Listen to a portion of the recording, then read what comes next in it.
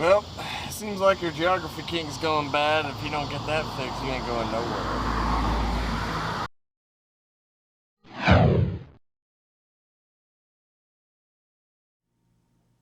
What's up? It's Kyle talking about the best way to road trip through California. Whether you're starting from another part of the country and driving through the state, or you're flying into either San Francisco or Los Angeles and renting a car and driving to the state, I want to go over the best spots to see and how you can get the most out of your road trip through the Golden State. I'm originally from California. I was born in Sacramento, raised a half an hour from Sequoia National Park, went to college in Los Angeles, and worked for a few years in Monterey. I'm very familiar with the entire state. I've visited 56 of the 58 counties, and in this video, I want to go over some of the highlights, the best spots to see, and some of the spots you're definitely not going to want to miss. There are a lot of different ways to visit California. In this video, I'm going to cover it as if you were flying in and out of San Francisco and renting a car to drive throughout the state. But of course, it'll also work if you're flying in and out of Los Angeles or if you're driving from another part of the country and road tripping through the state in your own car. So it doesn't really matter, but again, in this video, I'm going to cover it as if you were starting and ending your trip in San Francisco. If you are flying in and out of San Francisco, it'll either be the first place or the last place you see on your trip. But either way, it's a mandatory stop on any visit to California. It's a great place to visit. It's my personal favorite big city in the entire country, and it's somewhere you're going to want to spend at least a couple days in. If you are renting a car or driving your own car on this trip, San Francisco is notoriously a difficult city to drive in and an even more difficult city to try to find a spot to park. What I recommend, and this is what I always do when I go there, is park in a residential area in the western part of the city where it's much easier to find a space and then take the bus throughout the town. The bus system is really efficient, it's really easy to use, and it's by far the most inexpensive way to travel throughout the city. And if you have an unlimited budget, you can of course take cabs everywhere or spend hundreds of dollars to park your car in a garage, but that's not going to be feasible for most people. The bus system is great. You can just check out some cool things from the window of your bus seat, parts of the town you're probably not going to be able to visit. And once you get to wherever part of town you're going to, it's really easy to walk around, and you'll want to spend most of your time visiting the city on foot. If you're going to be spending multiple days in San Francisco, I actually do recommend doing the typical touristy stuff one of those days. The locals will always say, no, don't do the touristy stuff, it's totally lame. But if you're visiting there, you are a tourist, so don't be afraid to check out the typical tourist stuff, except for the cable car ride. Don't wait for an hour to ride the cable car. That's totally lame and not worth it, but don't be afraid to do the other kind of touristy stuff. If you're only going to spend one day there, then no, don't spend that day doing the touristy stuff, but don't be afraid to be a tourist while you're there. But on other days you're there, you'll want to walk around, check out different neighborhoods, and for me, the best way to visit San Francisco is just to walk around with no particular place to go. The neighborhoods change so quickly. There's so many different spots to see. You'll always run into some kind of weird restaurant or bar or shop or something you'll want to check out. So just with no agenda, just walk around and you'll get a lot out of your visit to San Francisco. The city of San Francisco is just a small part of the greater San Francisco Bay Area. And there are plenty of places worth visiting in the Bay Area that are outside of the city. About an hour north is wine country, and there are two main parts of wine country that people tend to visit, Napa and Sonoma.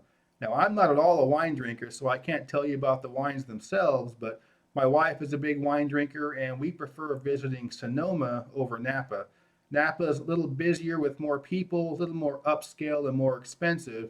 Sonoma's a little more laid back. It's got a nice historic town square, just a little bit quieter. But I just think it's hilarious to watch my wife stumble from one wine tasting room to the next. It's pretty hilarious. So if you are a wine drinker, I do strongly recommend visiting either Sonoma or Napa, depending on your personal wine taste. And if you're not a wine drinker, then you're not going to really get much out of it. So go ahead and skip it. If you're a 20-something and want to hang out with similarly aged people, I do recommend driving east out of San Francisco on the Bay Bridge into Berkeley. Berkeley is probably the most quintessential college town in America. It's a lot of fun. It's worth checking out if you're younger. If you're older, I don't recommend putting it on your itinerary, but if you are younger, you'll have a good time hanging out there. If you head south out of the Bay Area and continue along the coast, the next place I recommend stopping at is Santa Cruz. Santa Cruz is a lot of fun. I like it a lot. It's probably the most stereotypical California city you're going to find. So if you want to see all the California cliches in one spot, Santa Cruz is the place to do it. It's got a really nice beach. It's a pretty popular hangout spot. It's got an old-timey beach boardwalk with one of the old wooden roller coasters. It's really exciting to ride that old wooden roller coaster because you're never quite sure if the time you're riding it is the time it's going to fall apart. So yeah, that's pretty cool. It's a pretty popular surfing destination as well. There are some platforms you can stand and watch the surfers. It's got a really cool downtown, some neat boutique shops, and some pretty cool record shops and book shops and other places to hang out. It's the kind of place you'll get in more trouble for smoking a cigarette than smoking a joint. So yeah, if you want to see all the California cliches, hippies, weirdos, surfers, skaters, Santa Cruz is the place to do it, but you should include it on a road trip through the state.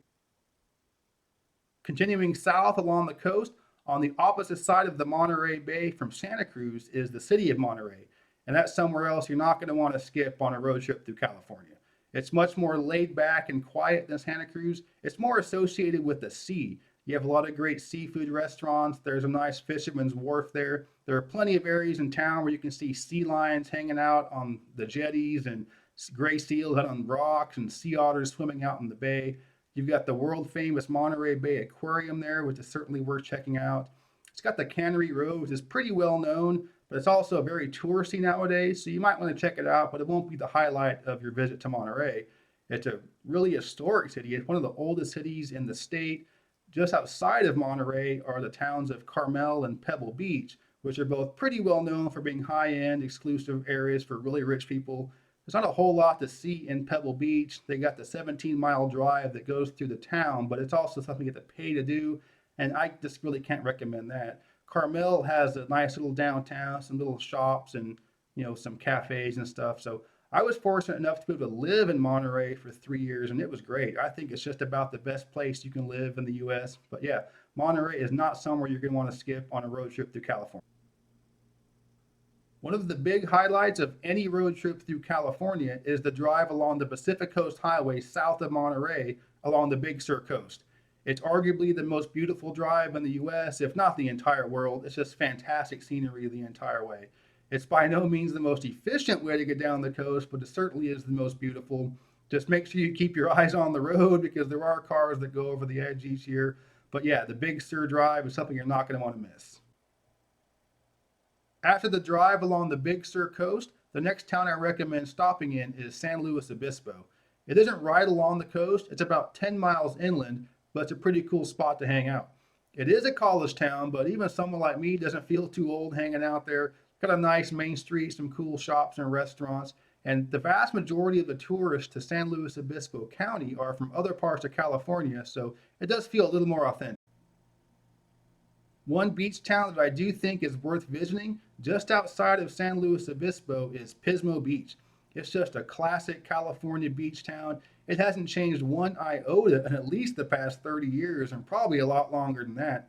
People from the Bay Area and LA don't go there. It's almost exclusively people from other parts of Central California that visit, so it has much more of an authentic feel to it.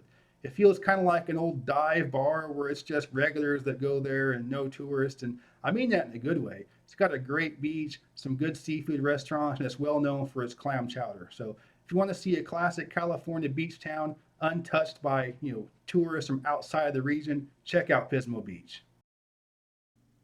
Continuing down the coast, the next must stop on a road trip through California is Santa Barbara. And Santa Barbara is really nice.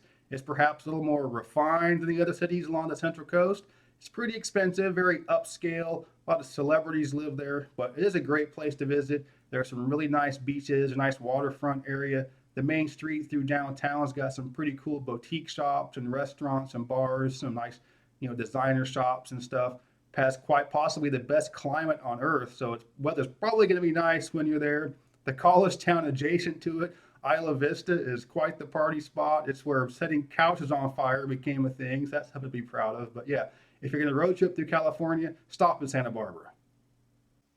Heading south, the next place you're going to want to stop is Los Angeles, second biggest city in the U.S., 4 million people in the city, 10 million people in LA County, and almost 20 million people in the 5-county metro area. So yeah, A lot of people, a lot of stuff to do, and it's a lot of fun. I lived there while I was going to college, had a great time. There's just so much stuff to see and do there. There's too much stuff to see and do there to do it all in one day. So you'll probably want to spend at least a couple days in LA. You can do a lot of the typical tourist stuff in LA in one long day.